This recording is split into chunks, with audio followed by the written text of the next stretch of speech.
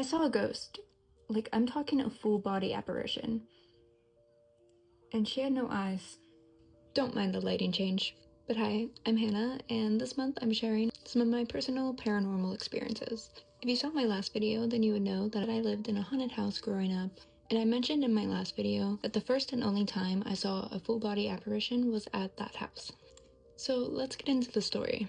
So I don't remember exactly how old I was. I was definitely still in elementary school, younger than 5th grade, and older than like 2nd grade, so somewhere in between there.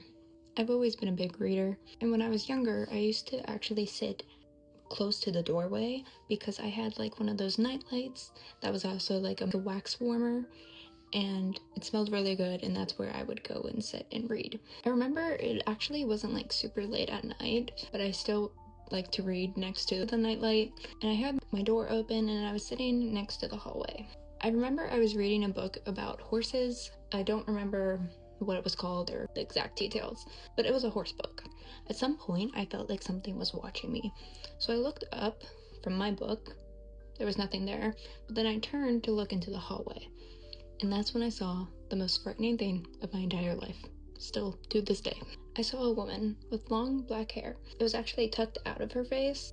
She was older, her skin was wrinkly, and she wore a really raggedy dress. I remember her staring at me. It felt like she was staring into my soul. But what was most terrifying about it was she didn't have any eyes. So she just had empty eye sockets, and her empty eye sockets were staring at me. Her and I just kept locked into eye contact until she slowly started drifting and just faded into the wall.